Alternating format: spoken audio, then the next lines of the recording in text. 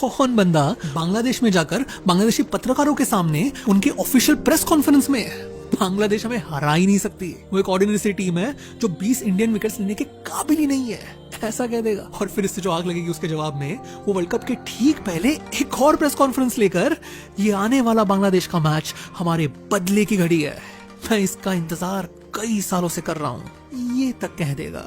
तो आज हम सुनने वाले हैं इस बंदे की कहानी जिसके बदले ने उसे उस वर्ल्ड कप को और उस मैच को इंडियन क्रिकेट इतिहास में अमर करके रख दिया। फरवरी 2010 अगले साल इंडिया, श्रीलंका और बांग्लादेश मिलकर वर्ल्ड कप होस्ट करने वाले थे और इसी की तैयारी में ये तीनों भी देश एक ट्राई सीरीज खेलने के लिए बांग्लादेश में इकट्ठा हुए थे। अब वो सीरीज अपने आप में कुछ खास नहीं थी, इंडिया और श्रीलंका का एक दूसरे को एक बार हराना और फिर फाइनल्स में मिलने पर जयवर्धने का अपनी टीम को जिताना, यानी एंडिंग छोड़ के वही स्टोरी जो अगले साल वर्ल्ड कप फाइनल्स में होनी थी। पर यहाँ प्रॉब्लम था वो तीसरे होस्टिंग टीम का जो इस सीरीज में हर एक मैच हार चुकी थी, बांग्लादेश का। पिछले कुछ सालों में बांग्लादेश प्लेयर्स ने कई इंटरनेशनल लीग्स में खेलकर बहुत सारा एक्सपीरियंस कमाया था, जिसके बल पर वो न केवल जिम्बाब्वे को बैक टू बैक हरा पाए थे पर फिर वेस्ट इंडीज में जाकर उन्हें व्हाइट वॉश कराए थे। तो इस टीम को अब उनके इतिहास की सबसे स्ट्रॉन्गेस्ट टीम कहा जा रहा था, जो अगले साल के वर्ल्ड कप में अंडरडॉग्स नहीं बल्कि फ्रंट रनर्स में गिने जाएंगे। और फिर ये एक भी मैच ना जीत पाना तो बस सारे एक्सपेक्टेशंस झट से गुस्से में तब्दील हो गए और एक साथ पूरा का पूरा मीडिया, फैंस और मैनेजमेंट इस गुस्से को निकालने के लिए बकरे के खोज में लग गए। जिस पॉइंट पर मंच पर आए वीरेंद्र सहवाग, था तो बस एक रूटीन सा प्रेस कॉन्फ्रेंस। ट्राई सीरीज के बाद होने वाले टेस्ट सीरीज में धोनी इंजर्ड होने की वजह से कप्तान बने सहवाग का एक रूटीन सा इंटरव्यू और सवाल, क्या बांग्लादेश इंडिया को सरप्राइज कर सकती है? अब नॉर्मली ऐसे सवालों के जवाब ना सवाल पूछने वाले को भी रटा रटाया होता है, आप किसी को भी हल्के में नहीं ले सकते, मैच में कुछ भी हो सकता है, ये एक नई उभरती टीम है, एक्सेट्रा एक्सेट्रा। पर ये ठहरे सहवाग, वही सहवाग जिसे कवर करते वक्त हर इंडियन जर्नलिस्ट को कहा जाता है कि भाई उससे सवाल पूछना हो तो जरा सोच समझ के पूछना, क्योंकि या तो सिर्फ हाँ या ना में जवाब देंगे या फिर वो इतना सच्चा जवाब देंगे कि ना तू ना मैं उसे सहन भी कर पाएंगे। केस इन पॉइंट, वीरू खुद बोलता था कि देख मेरे भाई तू ड्रॉप हो जाएगा, देखा मैंने रन नहीं बना, मैं ड्रॉप होने वाला हूँ। दादा को भी बोलता था, दादा वैसे बाकी सबको ठीक है, देख लो कप्तान हो पर रन बनाने पड़ेंगे नहीं तो ड्रॉप हो जाओगे। नोबडी टुक इट बैडली, क्योंकि वीरू वाज सो ऑनेस्ट, वो अपने बारे में ऑनेस्ट है। तो फिर कई बार लोग कहेंगे कि यार ऐसे थोड़ी ना बोलते हैं, बंदे का दिल टूट जाएगा यार, थोड़ी तो इज्जत कर लो यार, ऐसे मत बोलो। ही सेड भैया मैं ऐसा हूँ, टेक इट और लीव इट। बंदा एकदम हार्ट ऑफ गोल्ड है, लेकिन जो मन में है वो सामने बोलेगा। तो जब वैसे सहवाग को ऐसा सवाल पूछा गया तो बांग्लादेश में बैठकर बांग्लादेशी मीडिया के सामने जवाब आया, ना वो हमें टेस्ट में हरा ही नहीं सकते। वो शायद ओडीआईज में हमें सरप्राइज कर दे, पर टेस्ट में तो ये मुमकिन ही नहीं है। वो 20 इंडियन विकेट्स लेने के काबिल ही नहीं है, सिर्फ एक ऑर्डिनरी सी साइड है। उस रूम में छाया सन्नाटा किसी कब्रिस्तान की तरह था। लोगों को पहले तो ये यकीन ही नहीं हो रहा था कि इंडियन कप्तान के मुंह से ऐसा कुछ निकल रहा है, और जैसे उनको होश आया पूरे रूम में बवाल मच गया। बांग्लादेशी पत्रकारों के आंखों में ये उनकी टीम की जानबूझकर की गई बेइज्जती है, उस पर ठहरा उस ट्राई सीरीज का आक्रोश।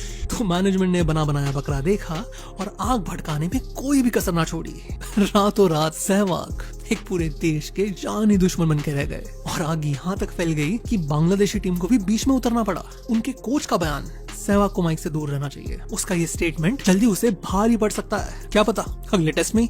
उस पर बांग्लादेशी कप्तान का कहना, 2007 में भारत को वर्ल्ड कप में हराना इसलिए मेरे लिए बहुत स्पेशल है क्योंकि तब भी कुछ इंडियन प्लेयर्स ने मशरफी मुर्तुजा के सामने ऐसी कुछ बात कह दी थी और उसके जवाब में हमने जो किया, इस एक स्टेटमेंट ने पूरे मीडिया को एक नया हथियार थमा दिया, उनका और भारत का इतिहास, स्पेसिफिकली उनका और सहवाग का इतिहास। 2007 के उस वर्ल्ड कप में एक मैच छोड़ के सहवाग का प्रदर्शन बहुत ही खराब रहा था। अब खराब परफॉर्म करने वाले वो अकेले नहीं थे, पर प्रॉब्लम ये था कि उनकी इस टीम में एंट्री उनके ओडीआई फॉर्म की वजह से नहीं हुई थी, बल्कि उनके नाम, सीनियरिटी और टेस्ट फॉर्म के बल पे हुई थी। इसलिए फिर जब हम ग्रुप स्टेज में ही आउट हो गए, तब कसूरवार प्लेयर्स के नाम में सबसे ऊपर नाम था सहवाग का। तो फिर पब्लिक को शांत करने के लिए दुनिया के सबसे बेहतरीन इनफॉर्म टेस्ट प्लेयर को ओडीआई में फेल होने के पनिशमेंट में टेस्ट टीम से निकाल दिया गया। उसके ऊपर कह दिया कि अब जाकर खुद को बांग्लादेश में ओडीआईज में प्रूव करो। उस वर्ल्ड कप हार के सदमे में 3 दिन तक खुद को रूम में बंद करने वाले सहवाग अब बांग्लादेश जाकर अपने करियर के लिए लड़ने वाले थे।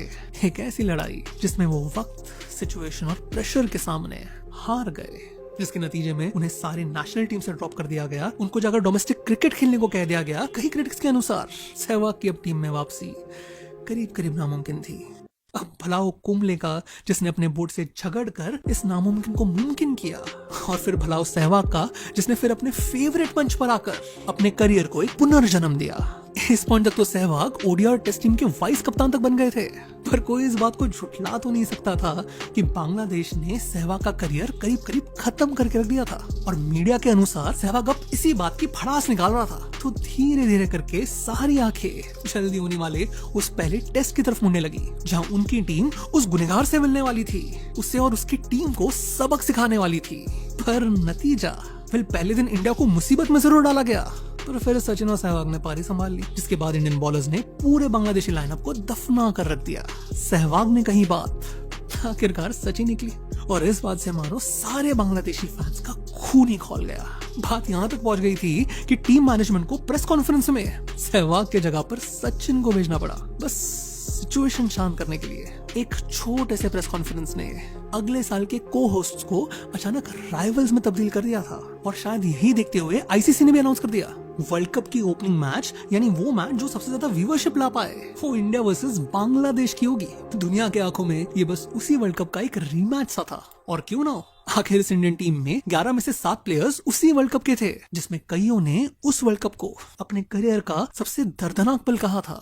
उस पर चीजों को कुछ और कॉम्प्लिकेट करने के लिए वर्ल्ड कप से ठीक पहले सचिन, प्रवीण कुमार गंभीर और सहवाग इंजर्ड थे, जो खेलते तो भी सिर्फ 70% कैपेसिटी पे। इसके कंपैरिजन में बांग्लादेश ने उस हार से मानो प्रेरित होकर इंग्लैंड को इंग्लैंड में और न्यूजीलैंड को अपने घर पर व्हाइट वॉश किया था। उस पर मैच होनी थी बांग्लादेश के होम स्टेडियम में, जहां उन्होंने लास्ट 7 में से 8 मैचेस जीती थी, वो भी उस देश में जो अपने इतिहास की सबसे पहली वर्ल्ड कप मैच होस्ट करने वाला हो। तो बात सीधी सी थी, जीतने के लिए फेवरेट्स होने के बावजूद भी वो भारतीय टीम उस पहले मैच में बहुत ही ज्यादा प्रेशर में होने वाली थी, और मैनेजमेंट ने यही देखते हुए प्रेशर कम करने के चक्कर में फुटबॉल से लेकर मेंटल काउंसलिंग तक, ऑफ टाइम से लेकर प्लेयर्स को अखबार न पढ़ने देने तक सब कुछ आजमा लिया था। हर कोई उस मैच के इंपॉर्टेंस को कम करने के लिए डेस्परेट।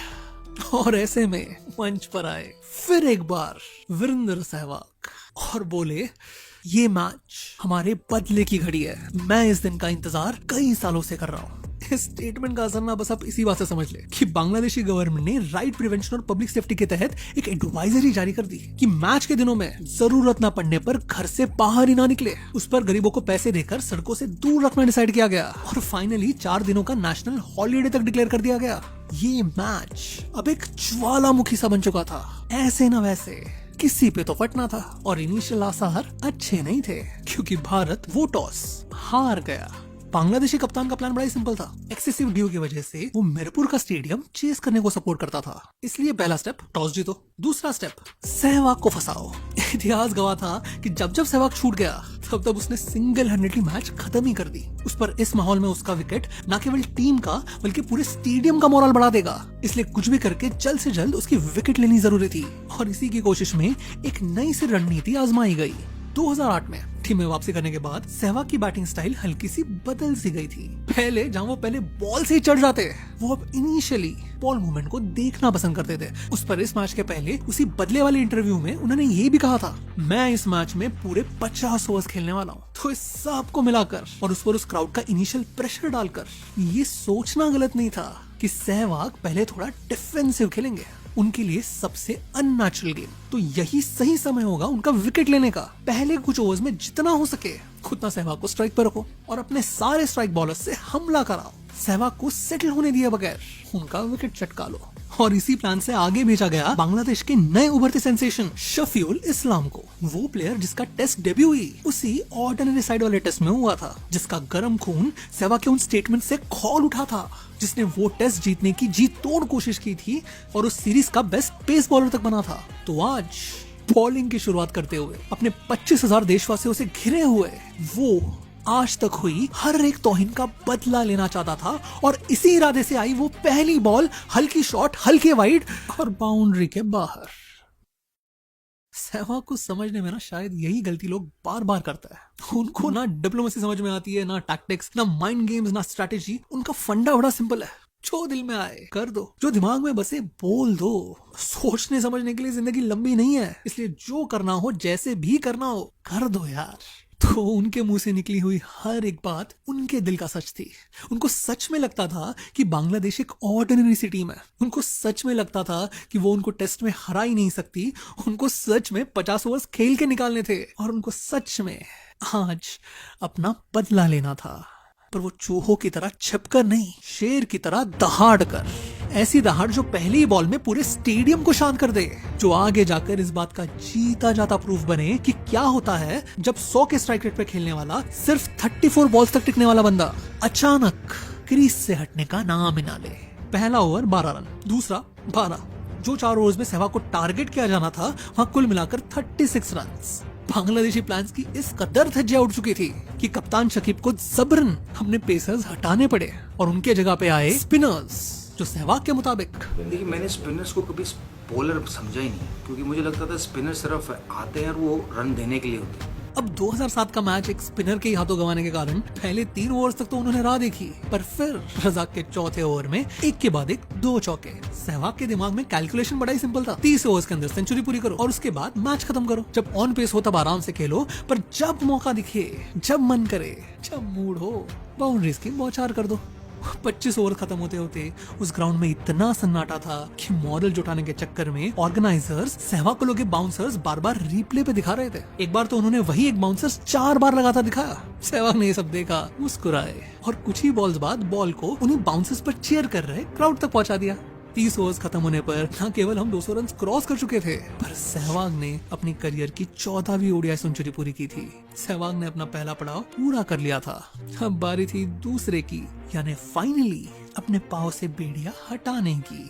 जहां सेंचुरी बनाने में उनको 95 बॉल्स लग गए थे, उनके अगले 50 रन सिर्फ 30 बॉल्स में आए। इस पॉइंट तक उनका वो इंजर्ड लेग दर्द कर रहा था, वो हल्का लड़खड़ा भी रहे थे, पर इससे स्लो होने के बजाय मानो वो और भी अर्जेंसी में मारने लगे। दूसरे एंड पर खड़े विराट अब अपने रंजे कप्तान को देखकर खुद भी मुड़ में आ गए थे, बाउंड्रीज की दुकान खोलते हुए। जिस स्टेडियम का फर्स्ट इनिंग एवरेज 222 था, वहां हमने सिर्फ 40 ओवर्स में 300 रन क्रॉस कर दिए थे। स्टेडियम अब धीरे धीरे खाली होना शुरू हो गया था। बांग्लादेश का वो बुलंद मोराल अब पूरी तरह चकनाचूर होते हुए।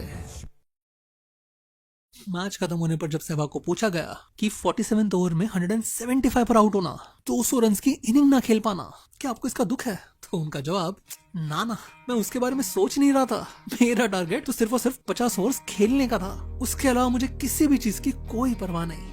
अंत में यही सहवाग थे। जहां पूरी दुनिया ओडीआई की पहली डबल सेंचुरी की आस लगा रही थी, वहां वो 50 ओवर्स खेलने पर तुले हुए थे, अपनी ही दुनिया में गुम, अपनी ही उसूलों पर अमल, अपनी ही जिंदगी में मग्न। ये थे सहवाग। और रही बात उनके उस बदले की, तो उसी पोस्ट मैच प्रेस कॉन्फ्रेंस में वो वही बात दोहराना नहीं भूले जिसने इस पूरे तामझाम की शुरुआत की थी। मैंने पहले ही कहा था, बांग्लादेश शायद हमें ओडीआई में हरा दे, टेस्ट में तो कभी भी हरा नहीं सकती, पर आज ओडीआई में भी नाकाम हो गए। ये हमारे लिए एक रिवेंज मैच था और हम आज अपना बदला लेने में कामयाब हो गए। वीडियो देखने के लिए बहुत बहुत शुक्रिया। आशा करता हूँ कि आपका दिन शुभ रहे। धन्यवाद।